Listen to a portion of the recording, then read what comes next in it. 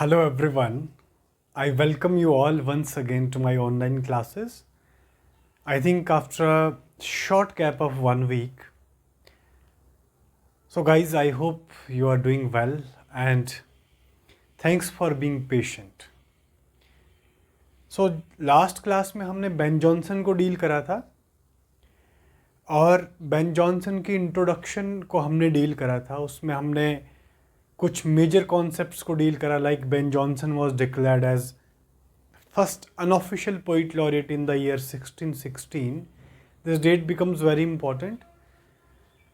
Apart from this, we have also dealt with a handful of examination oriented information, like Ben Jonson was the father of comedy of humors, and what are the fluids or the liquids involved or consist in comedy of humors. That becomes very important. And next concept which we dealt was that there is a particular group of writers who is called as the tribe of Ben or the sons of Ben. That is collectively the Cavalier poets like John Suckling, Thomas Crew, so on and so forth. All right. आज की class में हम further कुछ works को deal करेंगे. उन works को deal करने से पहले there are a couple of concepts which are being asked very frequent in the exam. That is, we are going to deal with Ben Jonson. Question guys ये बना हुआ है कि बेन जॉनसन ने किस वर्क के अंदर एज एन एक्टर काम किया था. Since he was a writer who was close contemporary of William Shakespeare and you know Elizabethan era के अंदर there was a prevalent trend of theatres and how theatres contributed for establishment of the Elizabethan age are we collectively called it as the golden era. उसके अंदर theatres का बहुत बड़ा role रहा है. तो शेक्सपियर भी एक्टर थे, बेन जॉनसन भी एक्टर थे. क्वेश्चन ये बना हुआ है कि बेन जॉनसन ने किस वर्क के अंदर एज एन एक्टर काम किया है. So he worked as an actor in a work. Basically that work is a tragedy as far as the genre is concerned, and that tragedy is written by Thomas Kidd. All right, Thomas Kidd is mainly known for a work, and the title of that work is The Spanish Tragedy. All right, Spanish Tragedy के अंदर Ben Jonson ने as an actor काम किया है. Guys ये point बहुत important है. Second point ये बनता है कि एज यू नो शेक्सपियर भी एक एक्टर थे, प्ले राइट भी थे, वो सब आपको मालूम है. Shakespeare acted in a work written by Ben Jonson. Shakespeare ने बेन जॉनसन के एक वर्क में एज एन एक्टर काम किया है, and that work is Every Man in His Humor. Every Man in His Humor is one of the earliest work of Ben Jonson. Publication date is 1598. दो publication date यहाँ पे ज़्यादा important नहीं है. अब शेक्सपियर ने इस वर्क के अंदर किस नाम के तले, यानी क्या, what was the name of the actor in this particular work where Shakespeare acted? It was Nowell. Knowell. Nowell was the name of Shakespeare in this particular work, right? So ये दो important informations हैं जो आपको ध्यान में रखनी है. Next हम वर्क्स की ओर बढ़ते हैं, और बेन जॉनसन के कुछ important वर्क्स हैं जिनसे क्वेश्चन फ्रीक्वेंट आस्क्ड है. वर्क की लिस्ट को डील करने से पहले फॉर एग्जांपल हमारे पास एक पोम है, to Celia. To Celia is a poem and it's written by nonetheless Ben Jonson. To Celia का जो ओपनिंग लाइंस है वो एग्जाम में पूछा गया है. The opening lines of to the Celia is drink me with only thine eyes.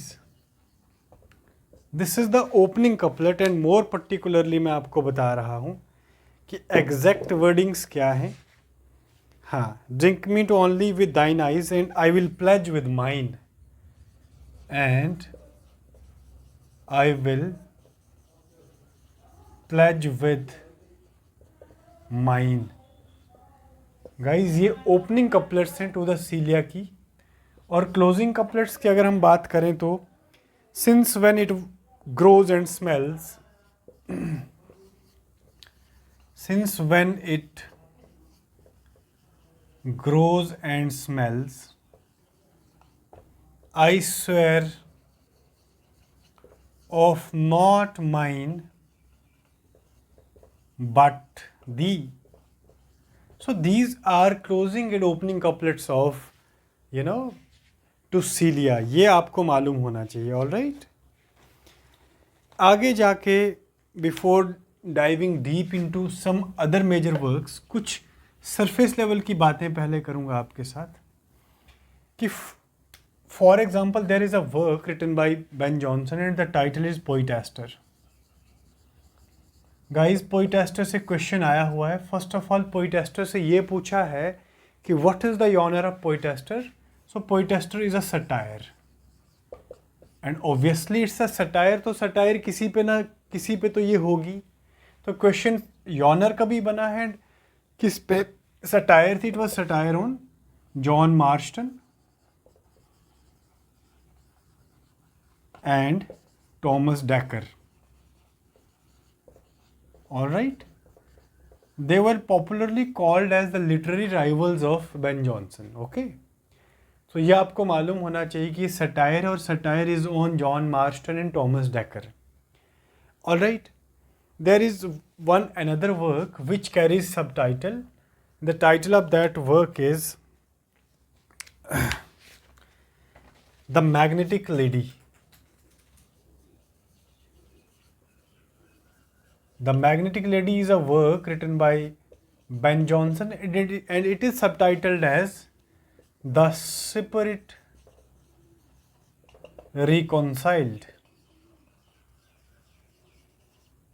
Alright, so ये पोइटेस्टर का भी आपको नॉलेज होना चाहिए. ओके, इसके अलावा जो सरफेस लेवल की इंफॉर्मेशन है दैट इज पोइटेस्टर के अलावा ये सटायर है. दो ट्रेजेडीज बेन जॉनसन ने लिखी है. First is Sejanus and second is Catiline या कैटलाइन भी आप पढ़ सकते हैं. तो ये दोनों टाइटल्स आपको मालूम होने चाहिए. ये दोनों टाइटल्स आपके ट्रेजेडी के अंदर आते हैं. राइट, और इसके अलावा एज यू नो कि बेन जॉनसन जो थे he was a well read person as far as the classical literature is concerned. He was having a good command on Latin, Roman and Greek scriptures or the literature, all right, or he was called as the father of the comedy of humors. And एक tribe है जिसको tribe of और son of Ben कहा जाता है. That is a group of cavalier poets because they used to imitate the writing style of Ben Jonson. all right, तीन works जो examination perspective से बहुत इंपॉर्टेंट है. First is Volpone and second is the Epicoene and last one is the alchemist.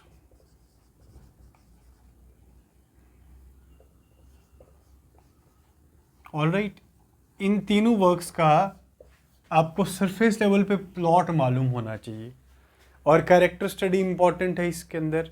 तो हम इन तीनों works को one by one deal करेंगे. All right, first of all we are going to deal with Volpone. All right, Volpone के अंदर as such कोई particular plot नहीं है, बट वॉल्पोन के बिगिनिंग से, प्रोलॉग से, इंट्रोडक्शन से क्वेश्चन आया है कि वॉल्पोन जो है इस टाइटल का ओरिजिन क्या है. तो इस टाइटल का ओरिजिन जो है that is Italian. As far as the origin of Volpone as a title is concerned, it is having an Italian origin. और Italian से इसका इंग्लिश में अगर हम मीनिंग देखें तो Volpone का मतलब है the sly fox. All right, या द सिली या स्लाई फॉक्स आप कह सकते हैं इसको. Whatever suits you, you can say it. All right, so Italian जो है वो ओरिजिन है इंग्लिश में, इसका ट्रांसलेशन द सिलाई फॉक्स है. Basically Volpone is a story of a greedy old miser called as Volpone, and he's having a thirst or a cunningness for gold. All right. इस work के अंदर जितने भी characters आपके हैं वो सारे एनिमल्स या बर्ड्स हैं. So by keeping the characters in consideration this work was kept by Ben Jonson as kept under the genre basically as Beast Fable. It is the best example of Beast Fable, and sometimes it is also called as city comedy. Right? Because it satirizes or mocks the manners of urbanity during 15th century. Alright? Beast Fable इसलिए कहा जाता है because इसके अंदर animals as a characters हैं. तो character study एक बार हम जल्दी से कर लेते हैं. कैरेक्टर स्टडी के अंदर हाँ, इट्स अ सटायर. बेसिकली मैंने आपसे पहले कहा कि it's a satire and it's a satire on greed and last. It's a satire on greed and last. Okay, question बन सकता है. सटायर की बात मैंने पोइटेस्टर के अंदर भी करी, इसके बाद वोल्पोन के अंदर भी करी. Guys let me check video चल रही है या नहीं. Yeah it is going on. So it's a satire on greed and lust. All right. अब कैरेक्टर स्टडी की जब हम बात करते हैं तो Mosca, MOSCA, Mosca is a parasite basically. All right. And he is fly, ये मक्खी है. All right. ये आपको चीज़ें याद रखनी है कि मॉस्का क्या रिप्रेजेंट करता है. Next is Voltore. Voltore is vulture. All right. Third one is Corbaccio. Corbaccio is the raven. Next is Bonario. Bonario is Corbaccio's son. All right, there are a few characters more. वो यहाँ पे लिखते हैं.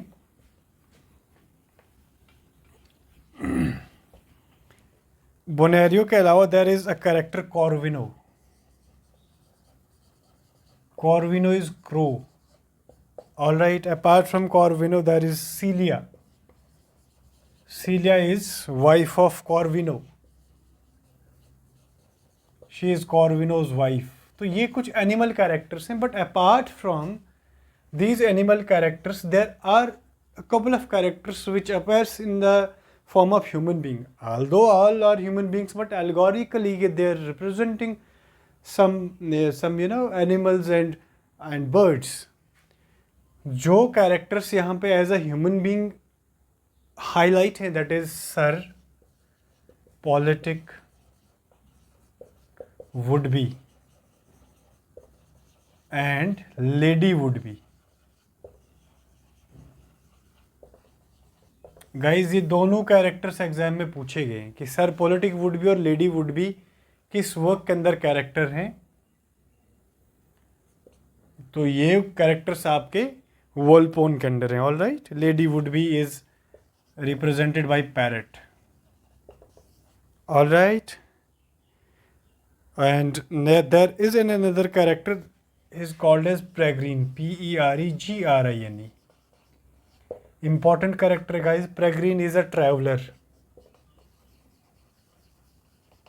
All right. Peregrine is a traveler, English traveler. All right. Next and last character एक यहाँ पे है. That is Avatocri, right? The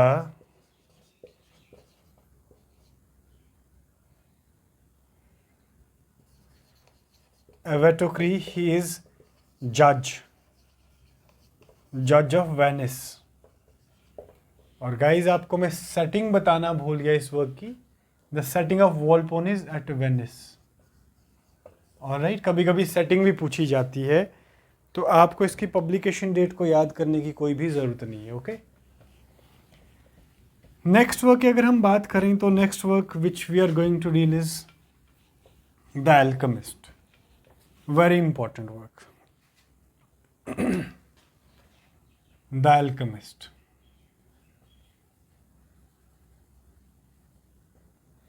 The Alchemist is a work written by Ben Jonson. All right. और Alchemist जो है according to ST. Coleridge, ये question guys exam में बना हुआ है। एस.टी. कॉलरिज ने एल्केमिस्ट के प्लॉट को लेके एक बहुत बड़ी स्टेटमेंट डिलीवर करी थी। एस.टी. कॉलरिज कहते हैं कि एल्केमिस्ट का प्लॉट, उसके बाद इडिपस का प्लॉट एंड टॉम जोन्स का plot. Tom Jones is written by Henry Fielding and Oedipus is written by Sophocles, right? S T. Coleridge बोलते हैं कि the Alchemist by Ben Jonson, Oedipus by Sophocles and Tom Jones by Henry Fielding, इन तीनों works को ST. Coleridge कहते हैं कि इन तीनों वर्क्स का जो प्लॉट है that is the best plot in English literature. Alright, ये बात आपको ध्यान में रखनी है कि कॉलरिज के मुताबिक किन वर्क्स के प्लॉट्स को बेस्ट प्लॉट कहा गया है। मैं रिपीट कर रहा हूँ, एल्केमिस्ट का प्लॉट, ओडिपस जो सोफोक्लीज ने लिखी है और टॉम जोन्स जो हेनरी फील्डिंग ने लिखी है, इनके प्लॉट को the best plot of literature according to ST. Coleridge कहा गया है, राइट? इस वर्क के बैकग्राउंड में, एल्केमिस्ट के बैकग्राउंड में there is the great plague, alright, जिसको आप ब्लैक डेथ भी कहते हैं। एज यू नो, इंग्लैंड के अंदर 3 से 4 बारी द ग्रेट प्लेग या ब्लैक डेथ जो थी वो रिपीट हुई थी। तो इस वर्क के अंदर there is a character, in order to escape the deadly consequences of the great plague, he shifts from one city to another. So इसका प्लॉट जो है it is in accordance to that character, all right. एक character इस work के अंदर अपनी city को छोड़ के किसी और सिटी में शिफ्ट हो जाता है और अपने घर को किसी और के चार्ज में रखता है, और जिसके चार्ज में रखता है वो इस मौके का फ़ायदा उठाते हुए उस घर को एक हब बना देता है, किसके लिए? इवल एक्टिविटीज़ के लिए और फ्रॉडुलेंट एक्ट्स के लिए, राइट? तो हम प्लॉट से डील करते हैं। There is a character named as Lovewit. Basically, Lovewit, in order to escape the deadly consequences of the plague, he makes a temporary shift from his, his city to a countryside. Alright, countryside का मतलब एक village या एक rustic side में चला जाता है। और लाउविट जो है वो अपने घर को किसके चार्ज में रखता है? Jeremy. He puts his work, his house under the charge of Jeremy, right? Jeremy is a butler, okay. और जर्मी जो है इस सारे मौके का फ़ायदा उठाते हुए इसके घर को एक हब बना देता है इविल एक्टिविटीज़ के लिए, ऑलराइट। और जर्मी जो है he change his name as Face. ये क्वेश्चन गाइस बन सकता है कि जर्मी ने डिस्गाइज फॉर्म में अपना नाम क्या रखा था? He named his identity as the identity of Face, all right. There is an another character called as Subtle. Subtle is a fellow man of Jeremy. और इवन कि जब लवविट यहाँ से चले जाते हैं तो यहाँ पे प्रोस्टिट्यूशन भी एक खुल जाता है, ऑलराइट, इसके घर के अंदर। And Doll Common is prostitute. Doll Common is prostitute, okay. And there is a character called as Dapper. Dapper is the first customer. Dapper is first customer who attended this prostitution, all right. There is another character, Gamiel. Gamiel is a highwayman. याद रखना है guys.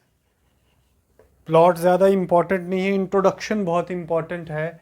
इसके background में क्या चल रहा है, the great plague चल रही है, एस.टी. कॉलरिज ने क्या कहा है, दैट बिकम्स वेरी इंपॉर्टेंट. और कुछ जो कैरेक्टर्स आपको बता रहा हूँ वो भी बहुत इंपॉर्टेंट है. There is a character Sir Epicure Mammon. Question में एग्जाम में क्वेश्चन आया हुआ है, Sir Epicure Mammon. Sir Epicure Mammon is a wealthy nobleman, all right? He is a wealthy nobleman. Apart from these characters, there is a character named as Dam Plant. Dam Plant is a widow. ये character भी exam में पूछा हुआ है कि किस work के अंदर ये कैरेक्टर है. Next is Castrol. Castrel is brother of Dam Plant. All right. इसके अलावा जो इम्पोर्टेंट डिटेल है यहाँ पे, दैट इज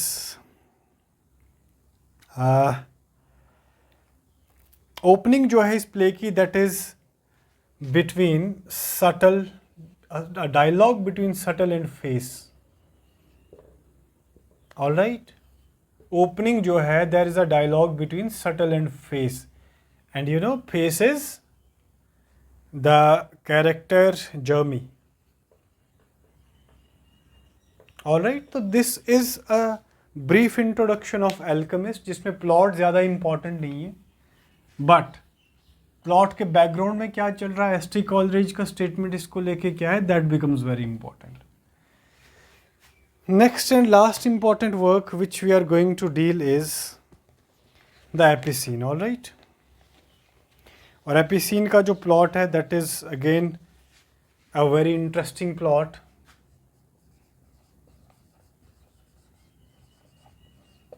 एपिसीन का सबटाइटल पूछा गया है. इसके अलावा एपिसीन के अलावा आपके वॉल्पोन की ओरिजिन पूछी गई है, इटालियन ओरिजिन है. And subtitle of Epicene is the silent woman.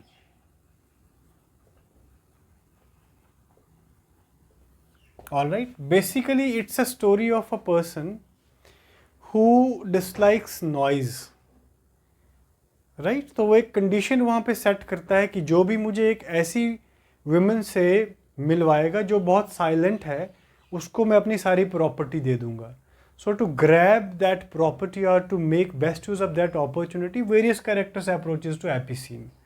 Subtitle becomes very important. It's The Silent Woman. All right. Setting of this play is London. Setting up play is London. Very important. Setting जो है वो London है, और वॉल्पोन की setting जो है that is Venice. All right. इस work के अंदर मोरोस एक वेल्दी माइजर होते हैं, एंड ही डिसलाइक्स नॉइज. इसको शोर शराबे से बहुत प्रॉब्लम है. तो ड्यूफीन एक इनका नेफ्यू होता है. ड्यूफीन और कैरेक्टर के साथ मिलके एक प्लॉट करता है कि हम मोरोस के लिए एक ऐसी वुमेन को ढूंढते हैं जो बिल्कुल शोर ना करती हो, जो बिल्कुल साइलेंट हो, वो साइलेंट वुमेन हो. इसके बदले हम मोरोस की सारी प्रॉपर्टी को ग्रैब कर लेंगे. और मोरोस की तरफ से भी यही एक कंडीशन थी कि one who will find a silent women for me, I will lend my whole property to him. All right. So Dauphine जो है वो नेफ्यू है इसका. और एक और कैरेक्टर यहाँ पे named as Truewit, his friend of you know Dauphine. Another is Cutbeard. Cutbeard another character है. Cutbeard is barber of Morose. All right, there is another character, Ned Clarimont.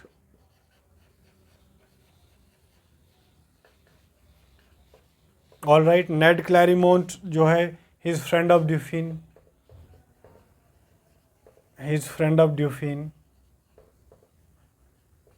ट्रूविट is friend of Morose basically, not Dauphine. Dauphine के friend का नाम Ned Clerimont है। All right, next एक character यहाँ पे है captain Otter, OTTOR। All right, अब ये सारे कैरेक्टर्स जो हैं वो एक ऐसी वुमेन को सर्च करते हैं और उन्हें एक वुमेन मिल भी जाती है। बट एक दिन ऐसा आता है जबकि मैरिज सेरेमनी की सारी तैयारियां होनी होती हैं और मैरिज सेरेमनी चल रही होती है, फंक्शंस चल रहा होता है, गेस्ट्स का आना होता है, जाना होता है, और जब मोरोस को साइलेंट वुमेन या एपिसिन का फेस रिवील किया जाता है तो वो एक वुमेन नहीं होती है, बेसिकली वो एक मैन होता है। मतलब वो लड़की नहीं होती, वो लड़का होता है जिसके साथ ये शादी करवाना चाहते हैं। ऑल राइट, सो कोई पर्टिकुलर प्लॉट इसके अंदर नहीं है, but subtitle is very important. ये कैरेक्टर्स बहुत इंपॉर्टेंट है, कैरेक्टर स्टडी से आपका क्वेश्चन बन सकता है। नेक्स्ट इसके अंदर कैरेक्टर हैं दो, लॉफुल एंड डॉ। लॉफुल एंड डॉ ये नाइट्स होते हैं गाइज, ये इंपॉर्टेंट रहेगा। क्वेश्चन बन सकता है कि नाइट्स कौन है, तो लॉफुल एंड डॉ आर नाइट्स। ऑल राइट, अच्छा जी, आपने साइमलपैप्स के बारे में सुना होगा, PEPS। Samuel Pepys was basically a restoration era diary writer और diarist. What he said about performance of Apicene, Simulpaps says that, Simulpaps says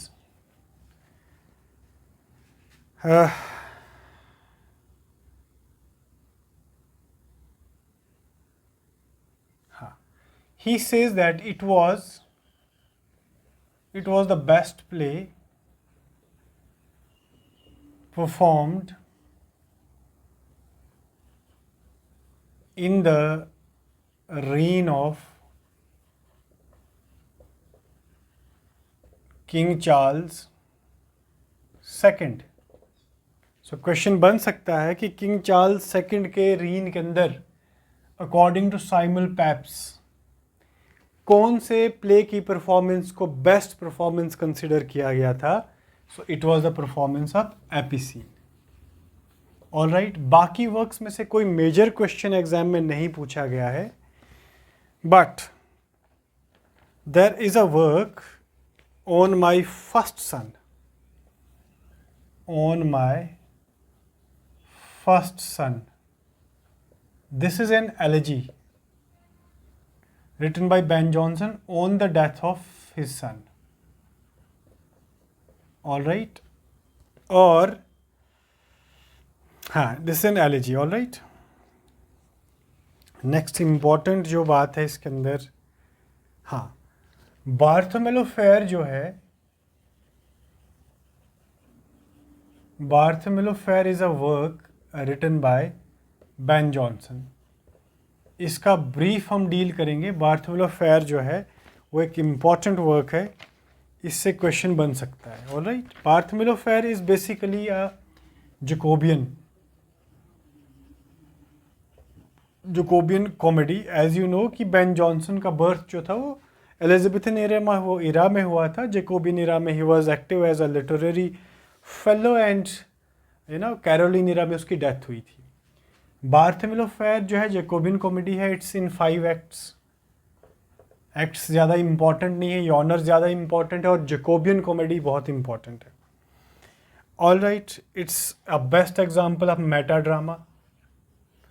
Meta drama is drama of drama. जब drama पे एक्सेसिव वर्क होता है that is Meta drama. और इसकी मोर particularly आप detail Google पे जाके प्लीज़ पढ़ लेना, कि मुझे ज़्यादा नॉलेज नहीं कि what does Meta drama mean. All right,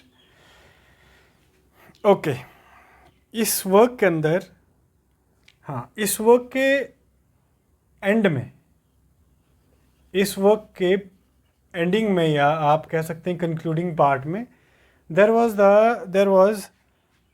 was performance of, basically there was performance of a poem written by Christopher Marlowe, that is Hero and Leander